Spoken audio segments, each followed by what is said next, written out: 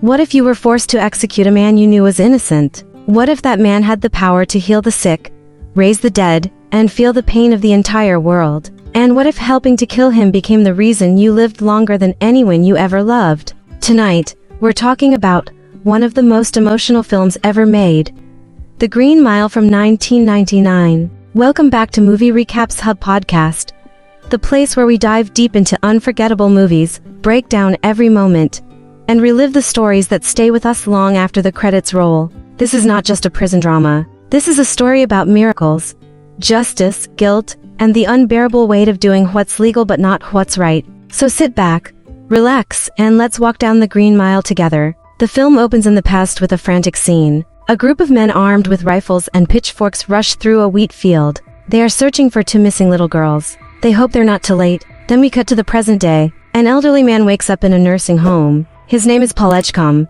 He's old but still sharp and independent. He washes up and asks for just 2 pieces of dry toast. One of the orderlies notices something unusual. He suspects Paul is planning to sneak out for a hike in the mountains, even though it's not allowed. Instead of stopping him, the orderly quietly tells him to be careful and promises to keep it a secret. Paul heads out and makes his way to an old abandoned cabin in the woods. Later, back at the nursing home, the residents are watching the classic movie Top Hat on television. As Paul watches, he suddenly becomes emotional. The film hits him hard. He begins to cry. His friend Elaine sits beside him and comforts him. They talk about how memories can hit you out of nowhere, crashing down like a wave. That's when we go back 60 years earlier. It's 1935 during the Great Depression. Jobs are scarce. Paul works as the head guard of the death row block at Cold Mountain Penitentiary. The inmates call it the Green Mile because of the pale green tiles lining the floor. At the end of that mile sits the electric chair, nicknamed Old Sparky.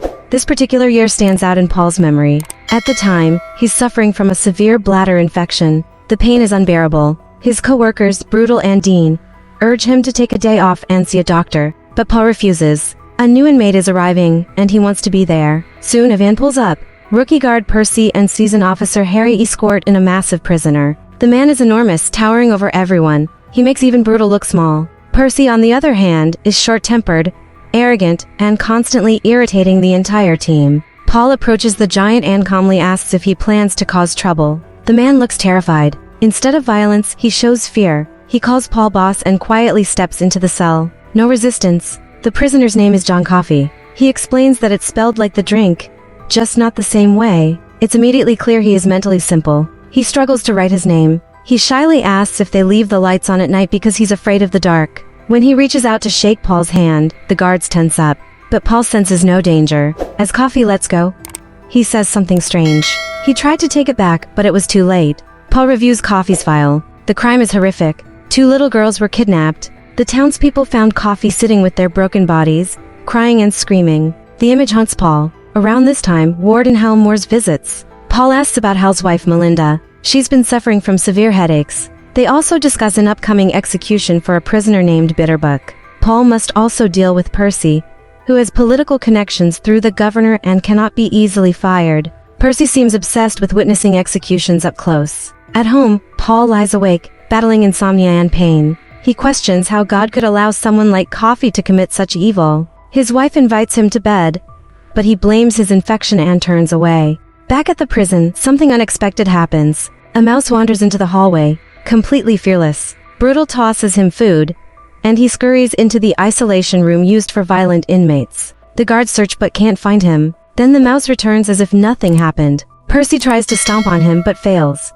The other guards let Percy exhaust himself searching for the mouse just to mess with him. Eventually, he's scolded for causing noise. Paul reminds him that death row inmates are fragile. Too much pressure can cause chaos. Percy insults everyone. Brutal grabs him by the throat, and Paul steps in. They warn Percy that if he crosses the line again, they are prepared to lose their jobs to stop him. Then comes Bitterbuck's execution rehearsal. They strap a janitor into the chair as practice. There are jokes, nervous laughter. Black humor is how they cope. When the real execution happens, they shave Bitterbuck's head and prepare the wet sponge to conduct electricity properly. Paul sits with him beforehand. Bitterbuck believes that if someone truly regrets their sins, they get to relive their happiest moment after death. For him, it was a camping trip with his wife at 18, sitting by the fire until sunrise. The execution begins. The first jolt doesn't kill him. A second one finishes the job. Percy whispers cruel words afterward. Brutal pushes him aside.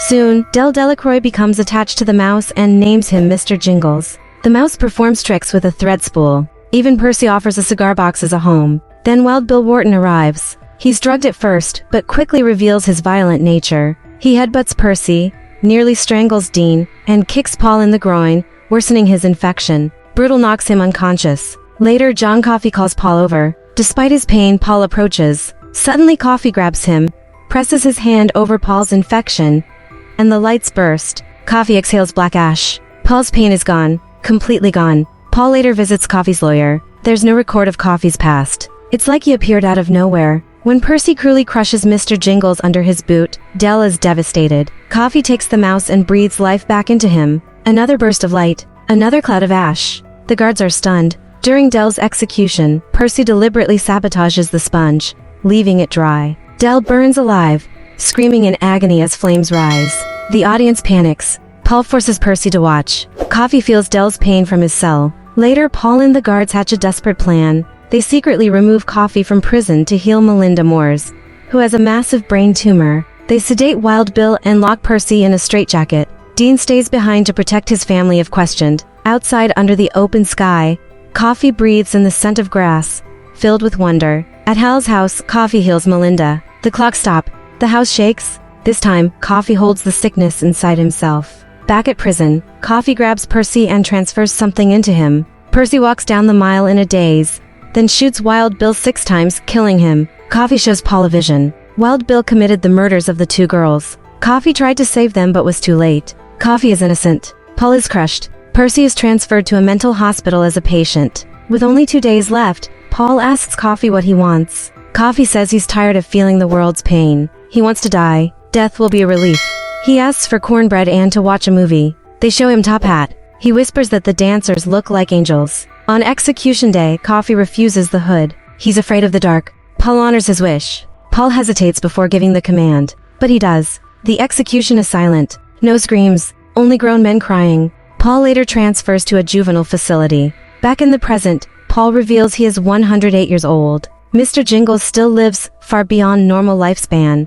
Paul believes this longevity is punishment for helping execute a miracle. He has outlived everyone he ever loved, even Elaine. Stephen King called this the most faithful adaptation of his work. Tom Hanks took the role as a favor to Frank Darabont after turning down The Shawshank Redemption to star in Forrest Gump. Michael Clarke Duncan was recommended by Bruce Willis after Armageddon. Multiple trained mice were used, and special camera tricks made Coffey appear larger. And that final scene lingers. Paul alone waiting to die. And that is The Green Mile, one of the most heartbreaking, powerful, and unforgettable stories ever told. If you were in Paul Edgecomb's place, what would you have done? Would you have followed the law or followed your conscience? Let me know your thoughts in the comments below. If you enjoyed this deep dive, make sure to hit that like button, subscribe to Movie Recaps Hub podcast, and turn on notifications so you never miss another story. Until next time, stay curious, stay kind, and I'll see you in the next recap.